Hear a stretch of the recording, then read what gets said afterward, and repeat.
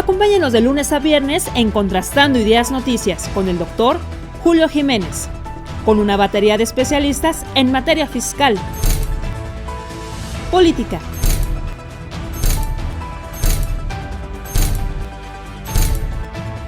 economía, finanzas, justicia, deportes y espectáculos. Acompáñenos a las 22 horas, tiempo del centro.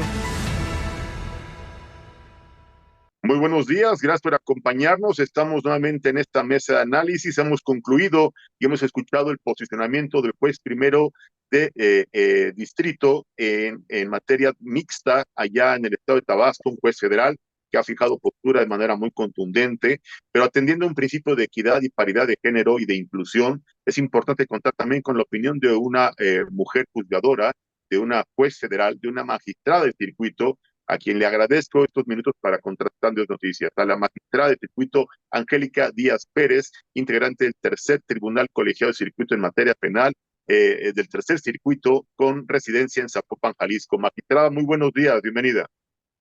Buenos días, doctor. Muchas gracias por el espacio y por permitirme expresarme.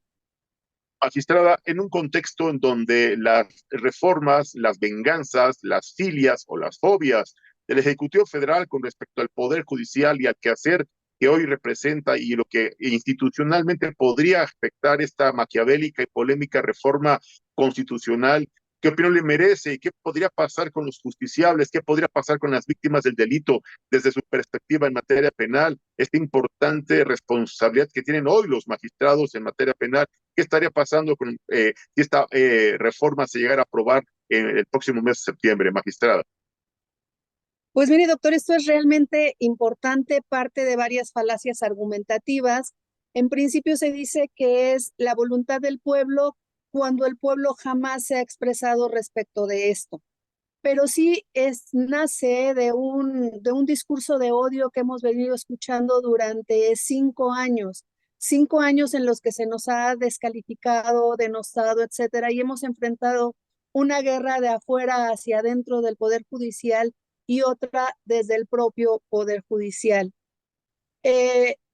Yo creo que todos los servicios que tienen íncita conducta humana son perfectibles. Claro que son perfectibles y nosotros muy probablemente tenemos errores en la prestación del servicio. Sin embargo, para poder corregir esos errores no es necesario destruir la institución. La institución tiene, o más bien es un poder constituido del Estado. Si este poder se rompe, si se varía su constitución, se va a destruir la república como ha sido conocida, como una república democrática, con una división de poderes amparada en el artículo 49 de la Constitución y que precisamente lo que nos legitima está establecida en la propia Constitución y es una carrera judicial. La carrera judicial no es otra cosa sino que preparación y ascenso dentro del propio sistema a través de concursos de oposición que no están amañados, que se dirigen precisamente a todas las personas y que todos los que quieren y se esfuerzan y realmente estudian para lograr las posiciones son capaces de llegar. Yo me gustaría recordarle a las personas que en 1994 se dio una transformación grande en el Poder Judicial de la Federación, de tal manera que muchas personas como yo pudimos acceder a los cargos de jueces y magistrados de circuito porque la designación varió precisamente a exámenes de oposición. Antes de esta fecha, la designación de jueces de distrito y magistrados de circuito era a través de designación directa de los señores ministros. También cambió la forma de designación de los ministros y se hace con una participación de los tres poderes de la Unión. Luego, es muy importante lo que usted llama la atención respecto de qué va a pasar con los usuarios del servicio. Pues bueno, también ellos están afectados por una argumentación que es inexacta. Se dice que nosotros nos tardamos mucho en resolver los asuntos, pero no se está estableciendo la base del por qué. Insisto, hace falta un diagnóstico para poder establecer cómo se mejoraría el Poder Judicial y el servicio que prestamos. Se parte de una premisa solamente del tiempo de duración de los procedimientos, pero no de las estrategias defensivas ni de las conductas procesales de las partes.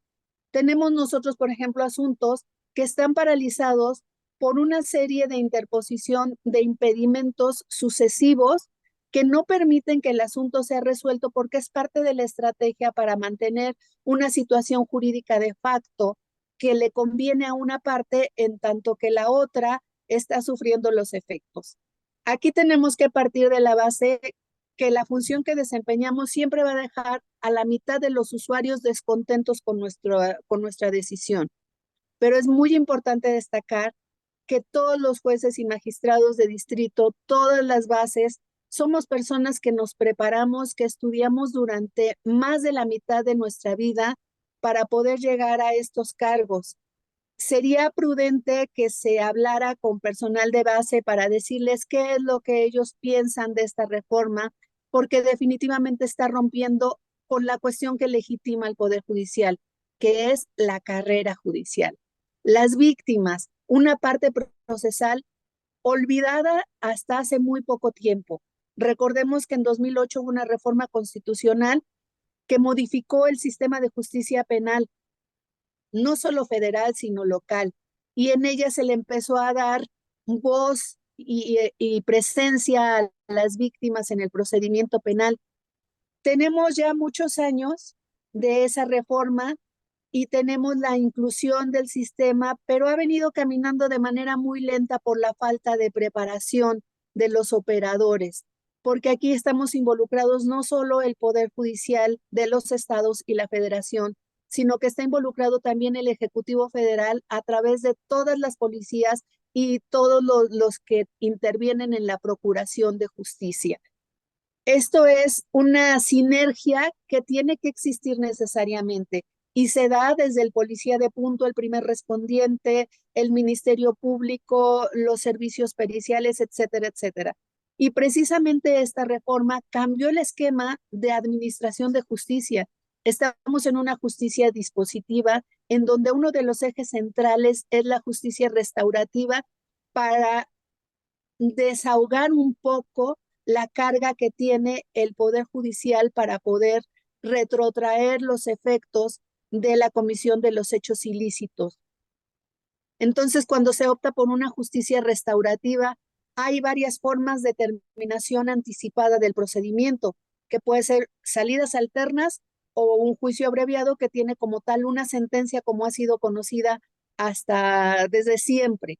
Sin embargo, las salidas alternas también son formas de terminación anticipada de los procedimientos, en donde el eje central es precisamente la víctima con la restauración del daño causado. Entonces, lo que se tiene que advertir es, si la víctima opta por una justicia restaurativa, no puede optar al mismo tiempo por una justicia punitiva. Se está resolviendo con mayor agilidad porque hay tiempos para poder decidir si se va uno, si opta por la justicia restaurativa o por la justicia punitiva. Pero en este momento, eso también se está viendo afectado por un discurso que parte de una premisa falsa. Estamos hablando de una sentencia o de varias sentencias que dictó la Corte Interamericana de Derechos Humanos, en donde declaró inconvencional la prisión preventiva oficiosa establecida en el artículo 19 del Pacto Federal y en el propio Código Nacional de Procedimientos Penales.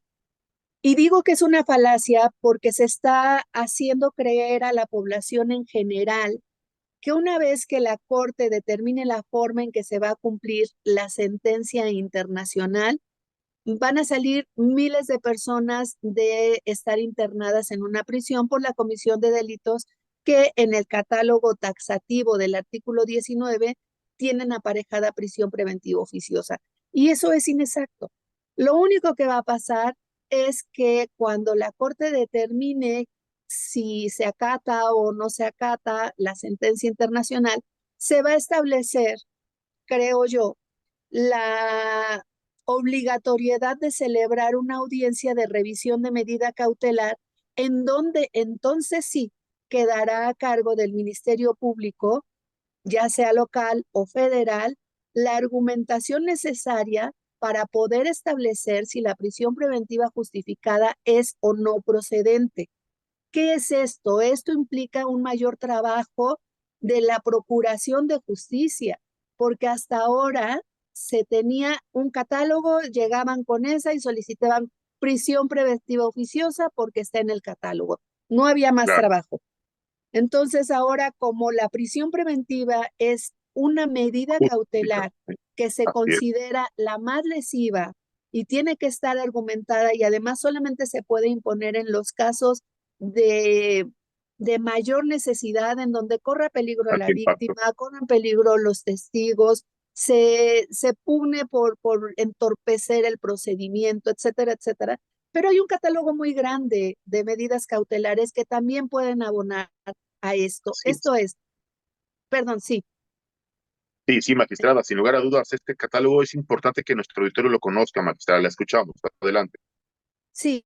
Entonces, la prisión preventiva oficiosa se dio por la necesidad de ir transitando de una forma más tersa, menos atropellada en la inclusión del nuevo sistema de justicia penal.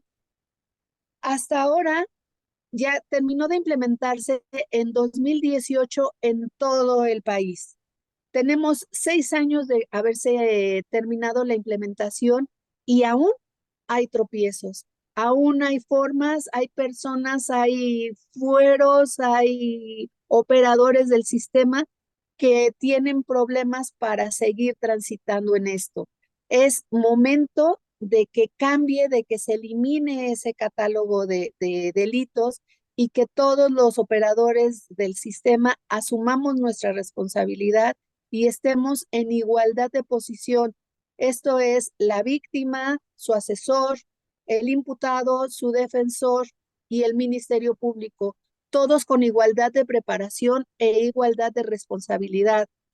Por parte del Consejo de la Judicatura Federal hemos tenido suficiente preparación y aparte de todo nosotros como titulares hemos estado capacitándonos por fuera de la institución, asistiendo a maestrías, a doctorados, a cursos de especialización, etcétera, en donde hemos hecho lo necesario para poder prestar un servicio acorde a la calidad que requiere México.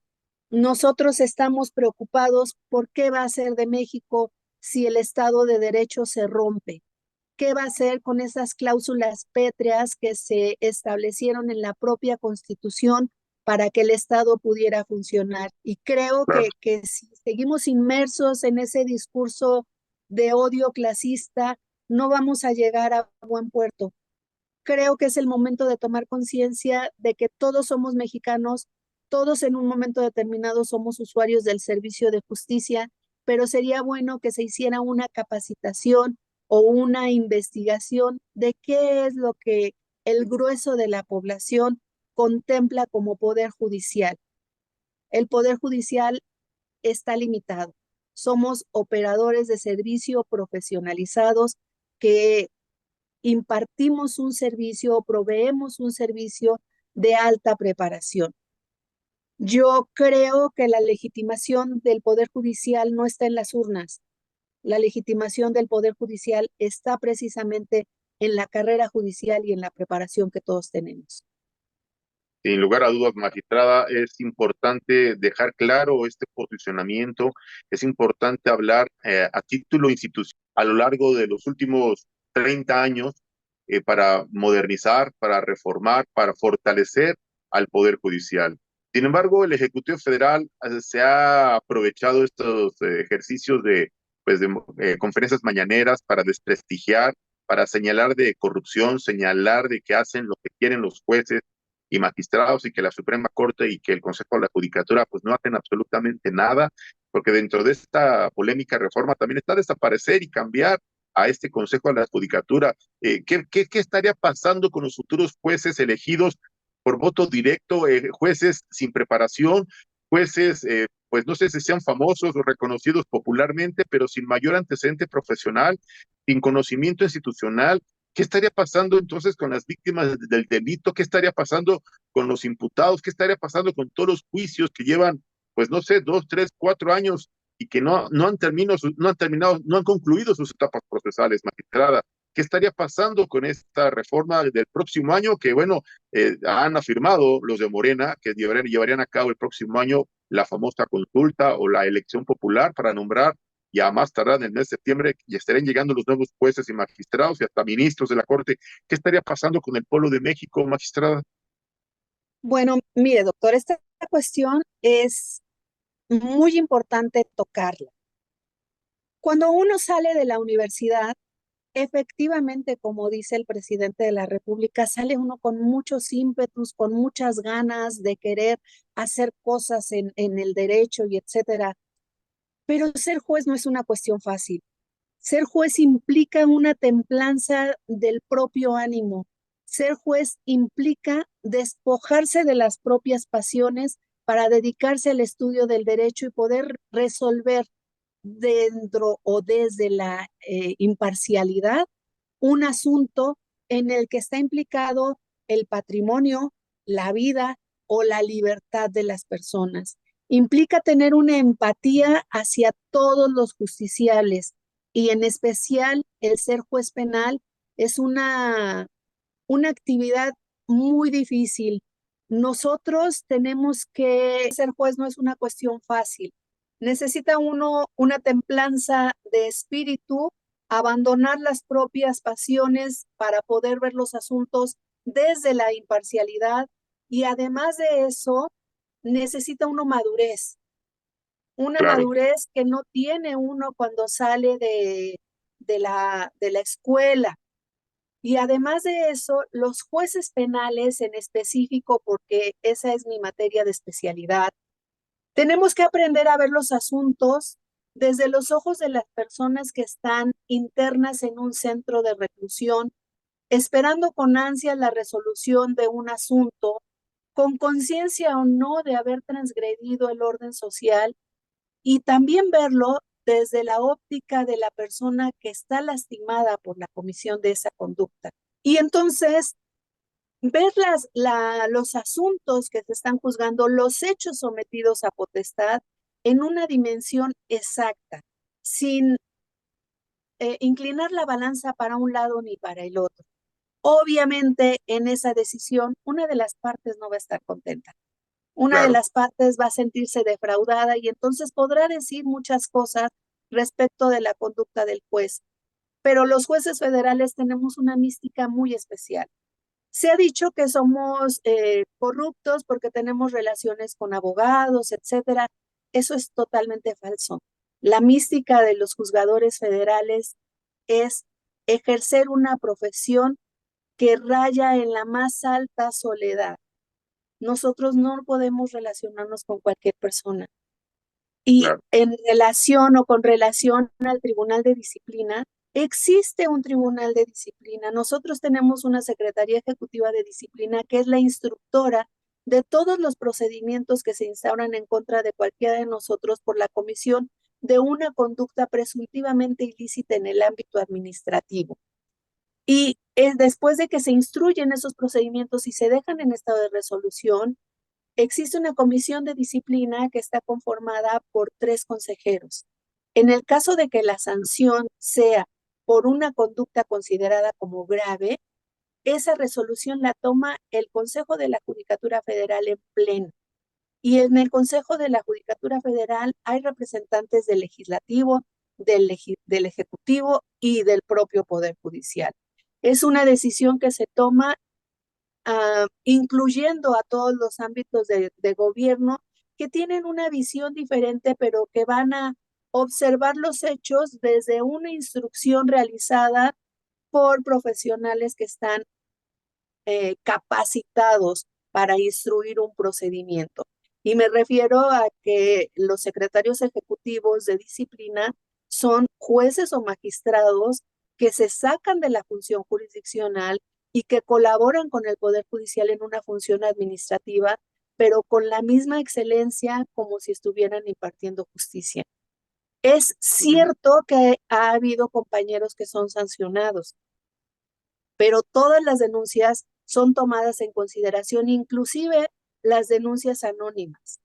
Entonces, hay una disciplina, hay un orden, hay una mística especial en la prestación del servicio del Poder Judicial Federal, pero sobre todo es importante que no se deje de tomar en cuenta que somos un poder pilar de la Constitución de la República. La Constitución no como el documento fundante, sino como parte del ejercicio o de la conformación del Estado. Somos precisamente el poder que se crea para hacer un contrapeso del ejercicio de los otros dos poderes, pero no somos un poder que actúe de manera irracional o que no tenga límites.